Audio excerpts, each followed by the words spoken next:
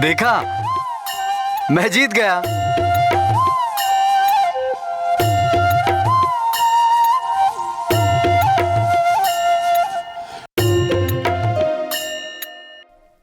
देखा, मैंने कहा था ना कि मैं ही जीतूंगा।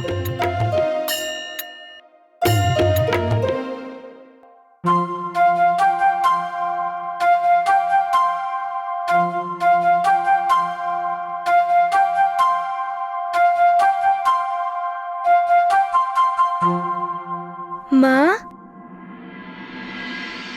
जीत तो आपकी हुई नहीं, फिर भी आप इतनी प्रसन्न क्यों हो रही हो? वो इसलिए पुत्र, क्योंकि मेरे लिए प्रतियोगिता का उद्देश्य मात्र प्रतियोगिता जीतना नहीं था। तो फिर?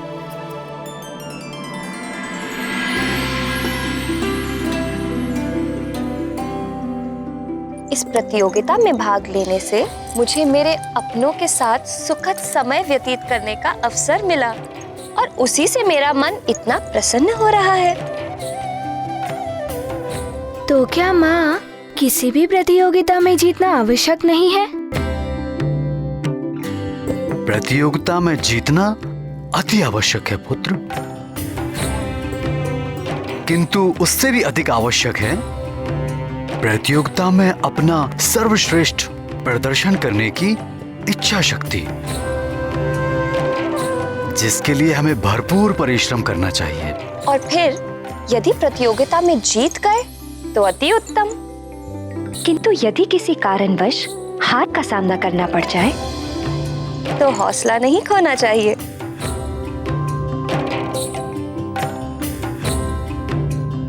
तो फिर क्या करना चाहिए माँ?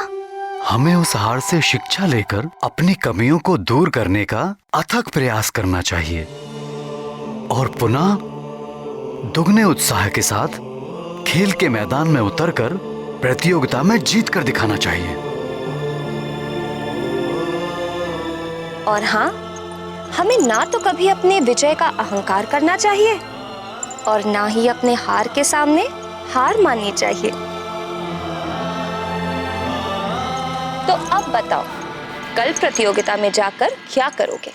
मारुति कल प्रतियोगिता में सर्वश्रेष्ठ प्रदर्शन भी करेगा और खेल का आनंद भी उठाएगा।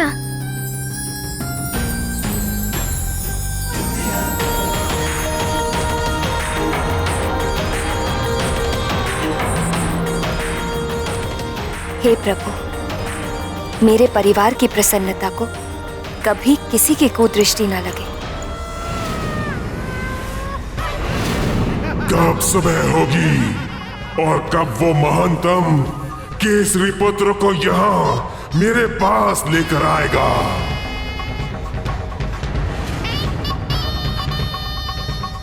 आजा केसरी नंदन, मेरे आनंद धन।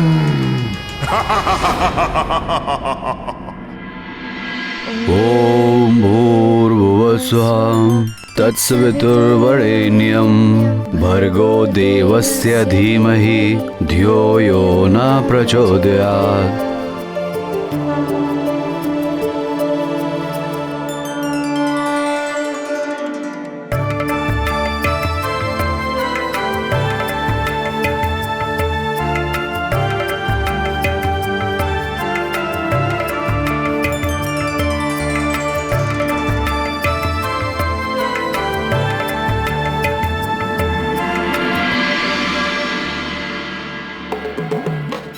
स्मरण है ना सखा?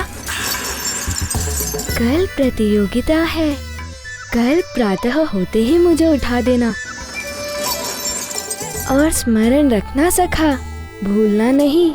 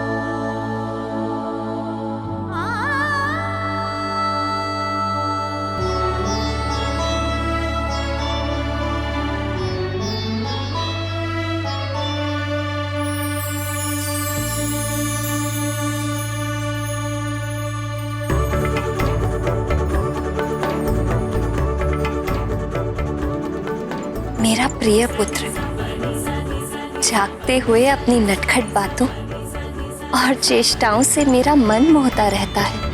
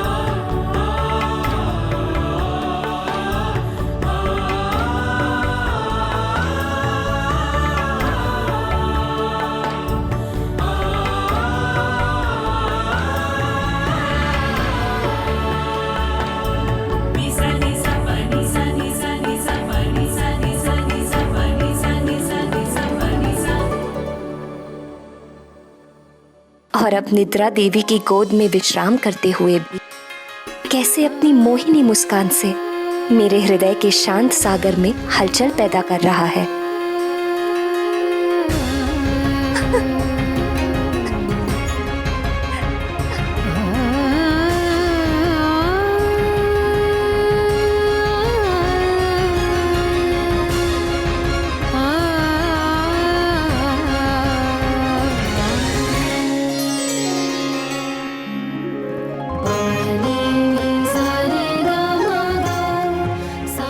क्या हुआ प्रिय?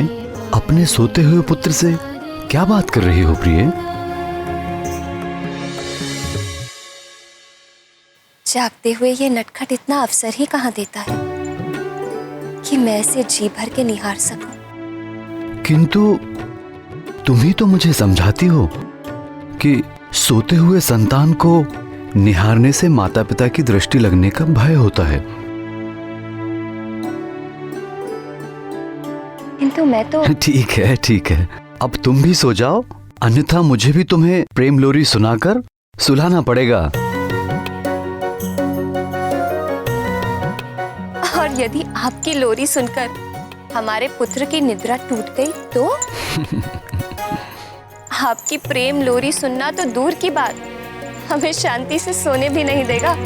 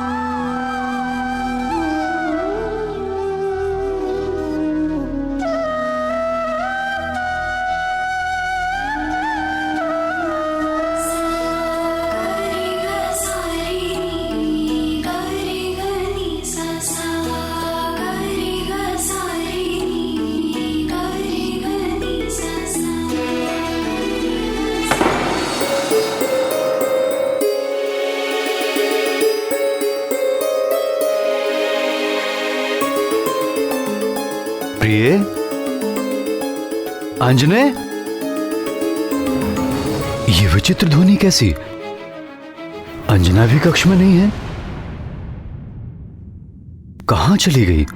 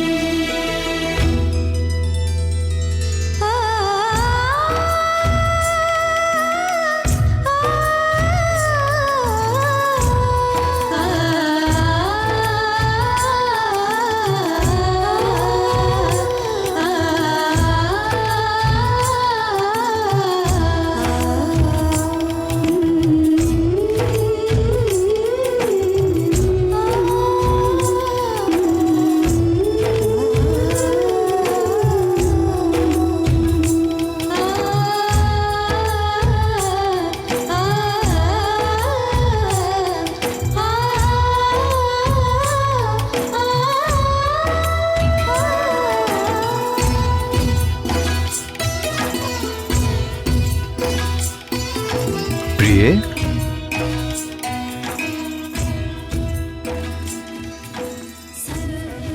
अर्धरात्रि में ऐसा क्या आवश्यक कार्य आ गया प्रिय, जो हम पिता पुत्र को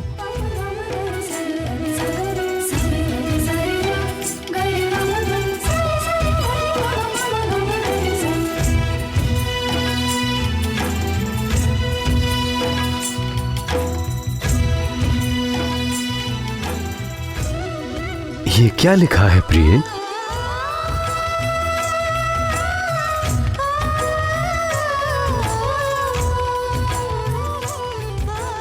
ये मेरी उन कामनाओं की सूची है जो मैंने हमारे पुत्र के उज्जवल भविष्य के लिए सोचा है। हमारा पुत्र जो भगवान शिव की कृपा से हमें प्राप्त हुआ है, मारुति के अद्भुत चमत्कारों के हमारे साथ समस्त सुमेरुवासी भी साक्षी हैं। उसके उज्जवल भविष्य पर तुम्हें संदेह है प्रिय? नहीं आर्यपुत्र, मुझे अपने पुत्र की क्षमताओं पर कोई संदेह नहीं।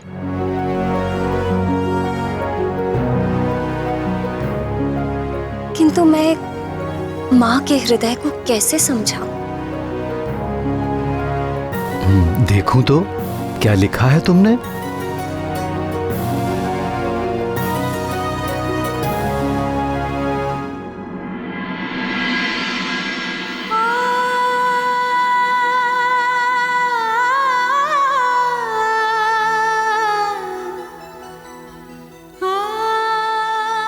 मारुति को अतिशीघ्र अन्नप्राशन कराना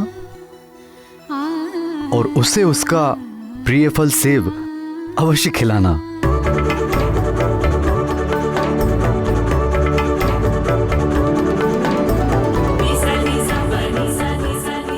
प्राणियों का आचार विचार, भावना, आकांक्षा और अंतरात्मा पर उनके द्वारा खाए जाने वाले अन्न का अत्यंत गहरा प्रभाव पड़ता है। इसीलिए संपूर्ण विधि विधान से अन्नप्राशन संस्कार कराने से हमारे पुत्र के मुख में जाने वाला अन्न का प्रत्येक दाना परिश्रम से अर्जित और प्रेम पूर्वक पकाया होगा। साथ ही ईश्वर का आशीर्वाद भी परिपूर्ण होगा। मारुति के लिए तुम्हारी कामनाएं प्रशंसा योग्य हैं, किंतु ये उसके बीच में सेब कहां से आ गया? क्या आपको स्मरण नहीं आर्यपुत्र? जन्म के दूसरे दिन ही मारुति सेब को देखकर कितना उतावला हो गया था।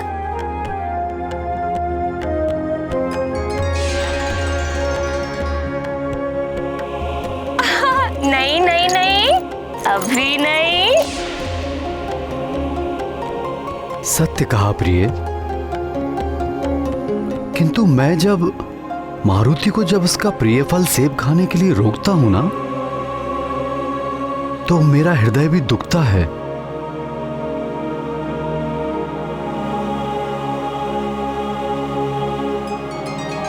मारुति का उपनयन संस्कार करवाना। हाँ, शास्त्रों में विदित है, शिशु का पहला जन्म मां के गर्भ से होता है और दूसरा जन्म यज्ञोपवीत धारण करने के पश्चात। मां के गर्भ से जन्म लेने के उपरांत पूर्व जन्मों के संस्कारों का प्रभाव शेष रहता है। यज्ञोपवीत संस्कार शिशु के अच्छे संस्कारों के प्रभाव को स्थायी करने में सहायता करता है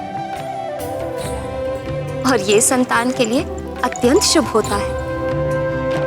यज्ञोपवीत संस्कार के उपरांत ही संतान शिक्षा ग्रहण करने के योग्य बनती है।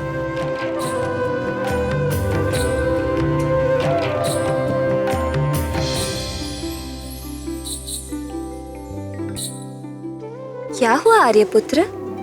क्या सोच रहे हैं?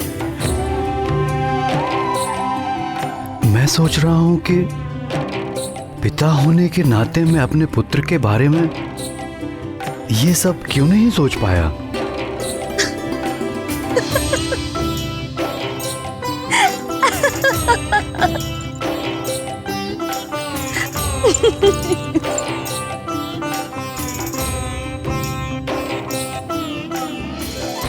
मारुति को शिक्षा ग्रहण करने के लिए सर्वोत्तम गुरु के पास भेजना। फिर तो निश्चित ही तुमने सर्वोत्तम गुरु का चयन कर लिया होगा। कौन है वो गुरु? जो प्रत्यक्ष देव है, जो सर्वव्यापी है, जिनके प्रकाश के बिना जीवन चक्र रुक जाता है, प्राणियों को मोक्ष देने वाले स्वयं भगवान सूर्य। उनसे उत्तम गुरु हमारे पुत्र के लिए और कौन हो सकता है? अति सुंदर प्रिय। इसी कारण भगवान शिव ने अपने अंश को तुम्हारे गर्भ में प्रकट किया। मुझे तुम पर गर्व है प्रिय। मैं इतनी भी प्रशंसा के योग्य नहीं हूँ आर्यपुत्र। भोले शंकर ने यदि मुझे मारुति की माँ होने का सौभाग्य दिया है, तो आपको भी तो मारुति के पिता होने का अधिकार दिया है। सो तो है।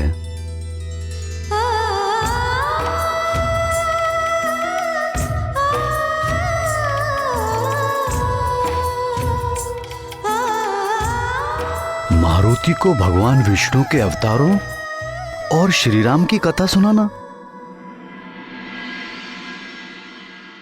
ताकि बाल्यावस्था से ही मारुति की ईश्वर भक्ति के प्रति रुचि जागे। भगवान विष्णु की कथा तो ठीक है, परंतु श्री राम की कथा?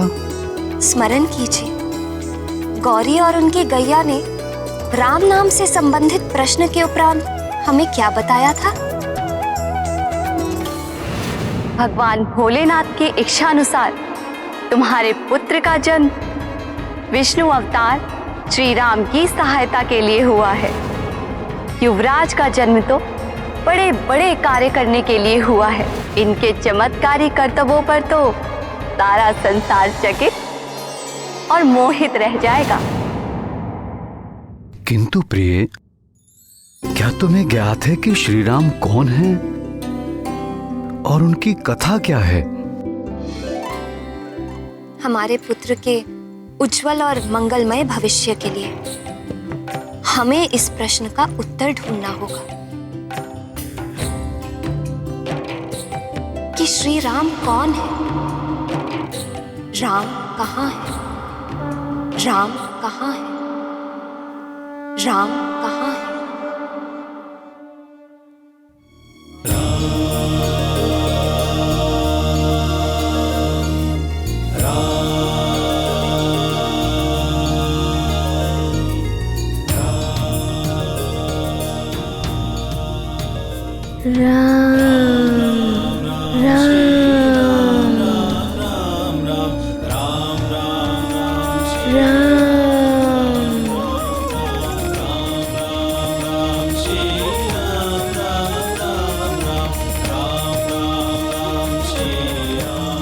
माँ, पिताश्री,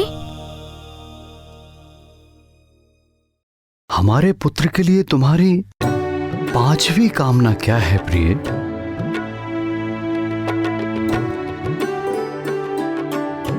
ऐसे क्या देख रही हो प्रिय?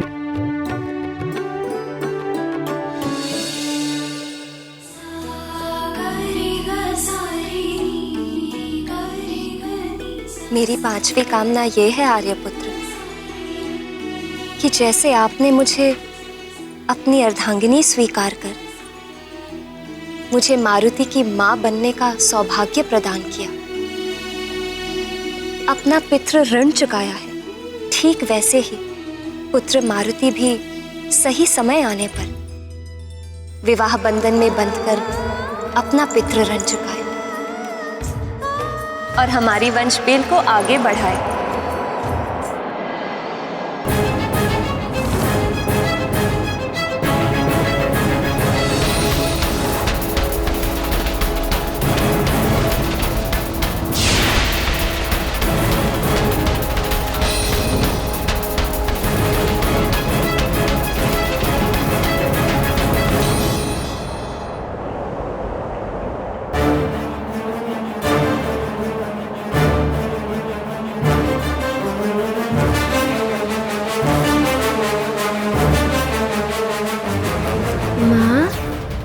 पिताश्री,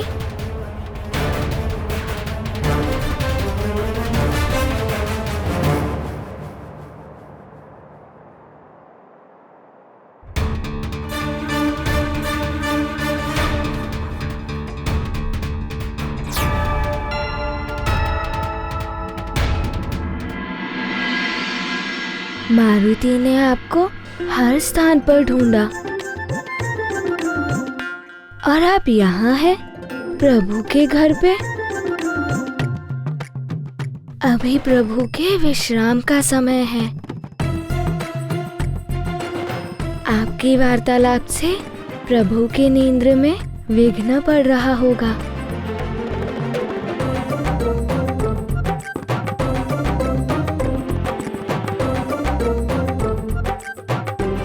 चलिए ना माँ, आपके यहाँ रहने से प्रभु की और मारुति की निद्रा में विघ्न पड़ रहा है।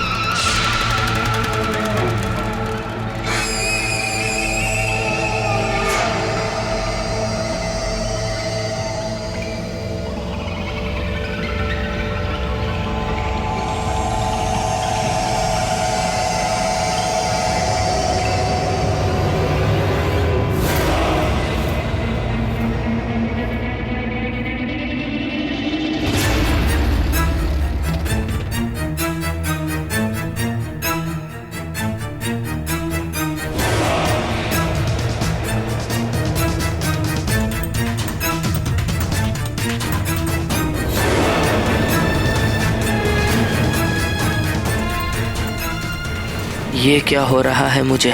कहीं मैं सचमुच धर्म के मार्ग से भटक तो नहीं गया? माता, माता।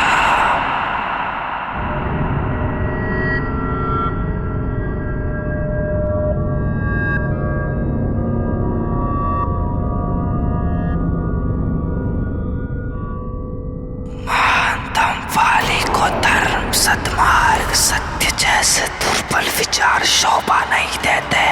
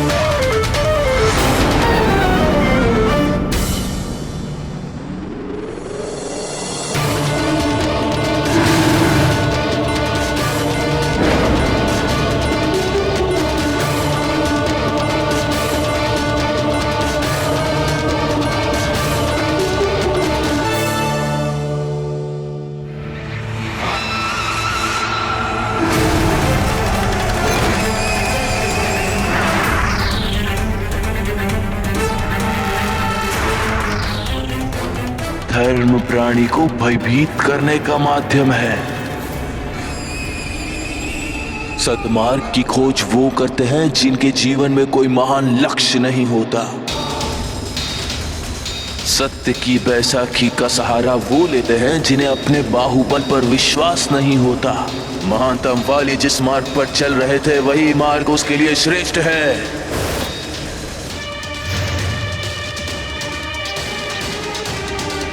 किंतु यदि सचमुच उस मरकट का जन्म भोलेनाथ की कृपा से किसी विशेष उद्देश्य की पूर्ति के लिए हुआ है तो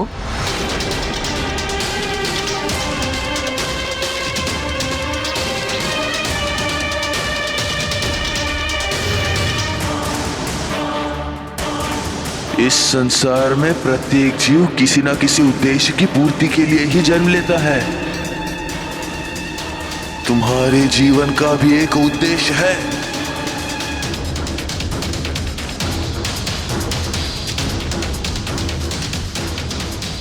क्या महानतम वाली अपने उद्देश्य को भूल गया है?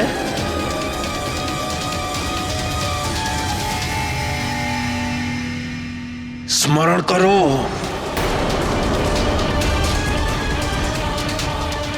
महानतम वाली की जीवन का उद्देश्य क्या है? स्मरण करो, स्मरण करो।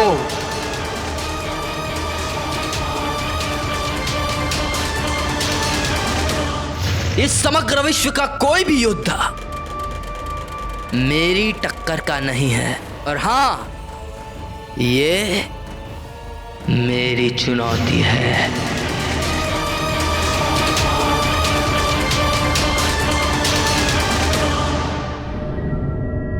क्या कुछ स्मरण आया?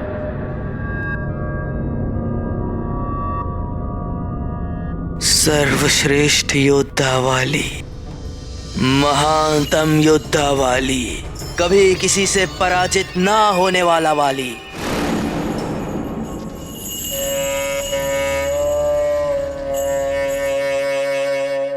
तो फिर अपने दुर्बल विचारों को अभी इसी क्षण त्याग दो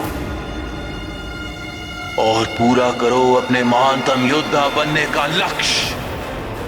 तो चलो आगे बढ़ो और मिटा दो अपनी राह में आने वाली हर बाधा को। मैं महानतम था, मैं महानतम हूं और मैं महानतम रहूंगा, और संसार सदा मुझे इसी नाम से जानेगा। मैं महानतम, महानतम वाली।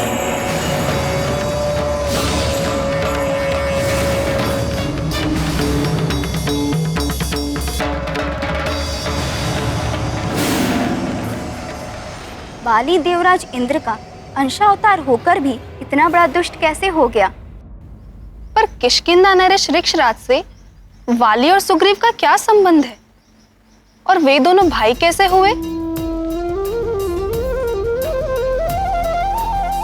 किष्किंधा नरेश ऋक्षराज से वाली और सुग्रीव का नाता जितना विचित्र था, उतनी ही विचित्र है इन दोनों भाइयों के जन्म की कथा। वस्तुतः ऋक्षराज ब्रह्मदेव के मानस पुत्रों में से एक है। विवाह के कई वर्ष व्यतीत होने के पश्चात भी जब ऋक्षराज और उनकी पत्नी बिरजा को संतान सुख की प्राप्ति नहीं हुई, तब शोक से भरे ऋक्षराज को ब्रह्मदेव ने अपने द्वारा प्राप्त एक अद्भुत झील के विषय में बताते हुए कहा कि हिमालय के उत्तर में मेरे द्वारा वरदान प्राप्त एक अद्भुत झील है। उस झील की विशेषता यह है कि उसमें अपना प्रतिबिंब देखकर जो भी इच्छा की जाए तो अवश्य वो इच्छा तत्क्षण पूरी हो जाती है, किंतु स्मरण रहे भूलकर भी उस झील के जल का स्पर्श नहीं करें। मुझे भी सूर्य देव और इंद्रदेव जैसे प्रतापी पुत्रों की प्राप्ति हो।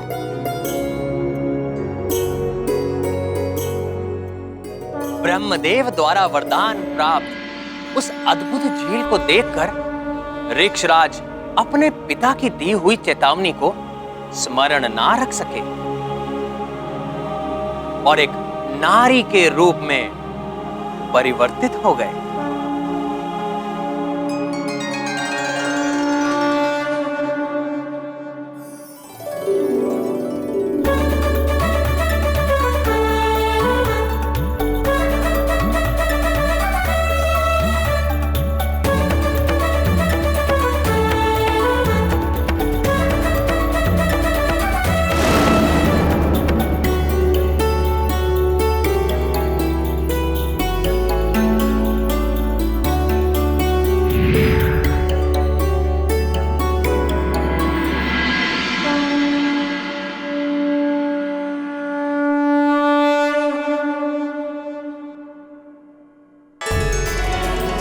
मैं इंद्रदेव,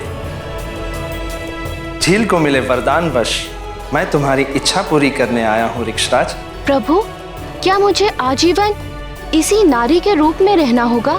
ऋक्षराज, तुम और मैं तो निमित्त मात्र हैं, यह एक दैवी लीला है, परंतु इसका समाधान भी है। चिंतित मत हो, अपनी इच्छा पूर्ति के पश्चात पूर्णमासी के दिन इस झील के जल को पुनः छूने से तुम्हें अपने वास्तविक रूप की प्राप्ति हो जाएगी। अब तुम अपना हाथ आगे बढ़ाओ।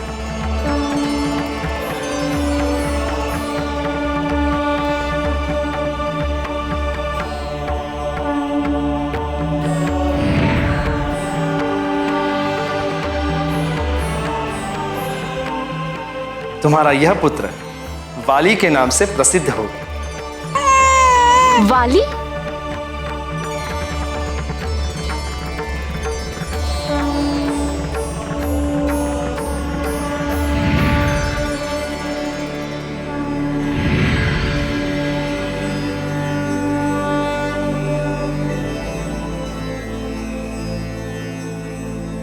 अभी तो तुम्हारी अर्ध इच्छा ही पूरी हुई।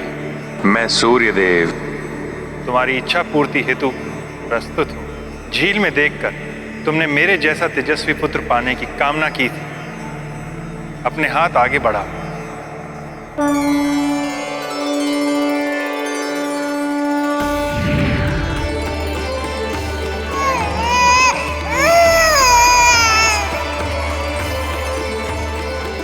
तुम्हारा ये पुत्र सुग्रीव के नाम से प्रसिद्ध होगा। सुग्रीव?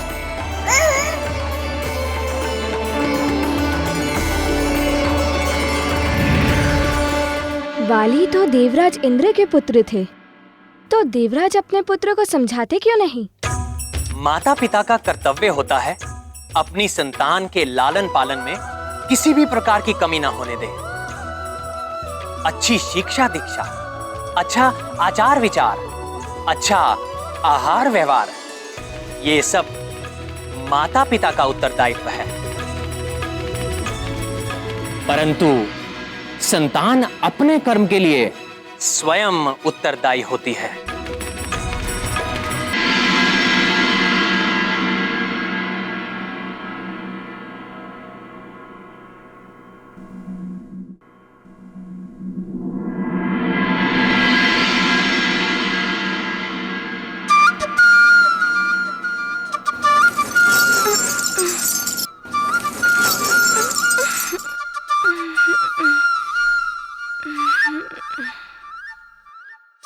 आज तो प्रतियोगिता है। कराग्रे वस्ते लक्ष्मी, करमध्ये सरस्वती, करमूले स्थितो महागौरी, प्रभाते करदर्शनम्।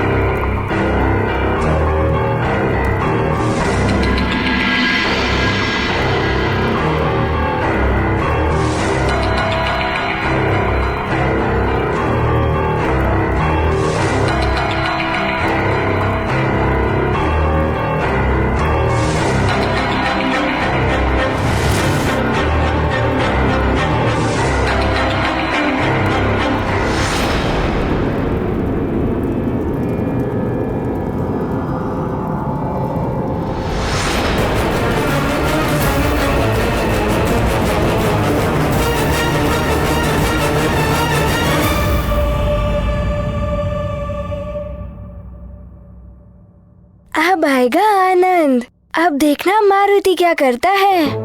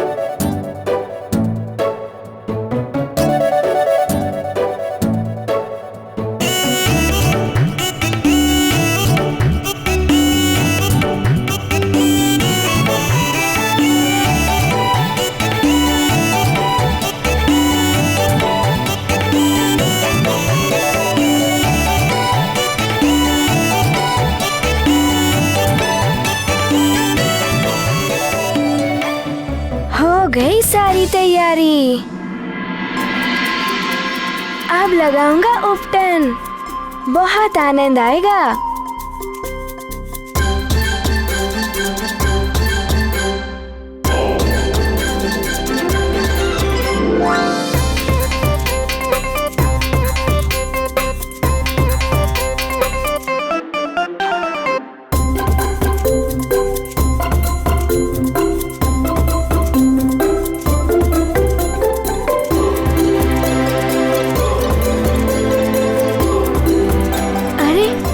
इसमें तो जल है ही नहीं।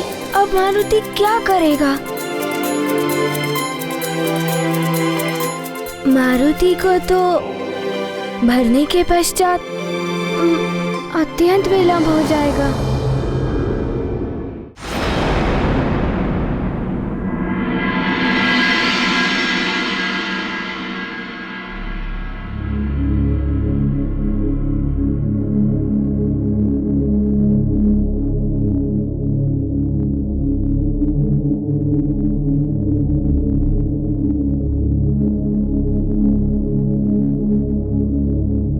पुत्र मारुति प्रातः उठते कहाँ चला गया?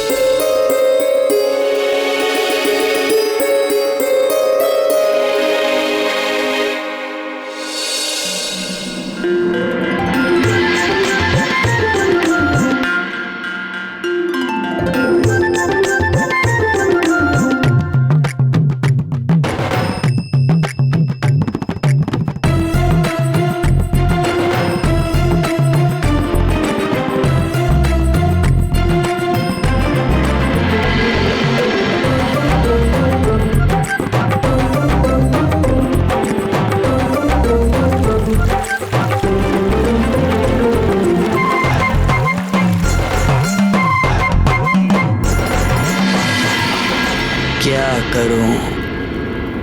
मुझ महानतम वाली के उद्देश्य की पूर्ति के लिए कौन सा शस्त्र श्रेष्ठ रहेगा?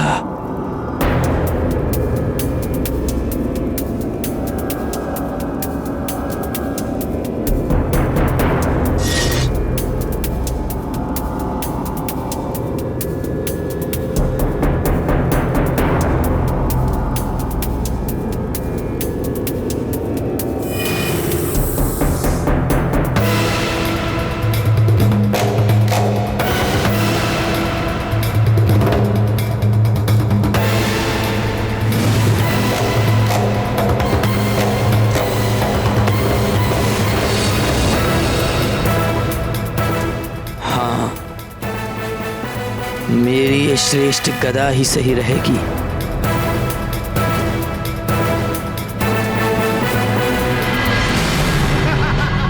अब आएगा केसरी नंदन, मेरे अमोघ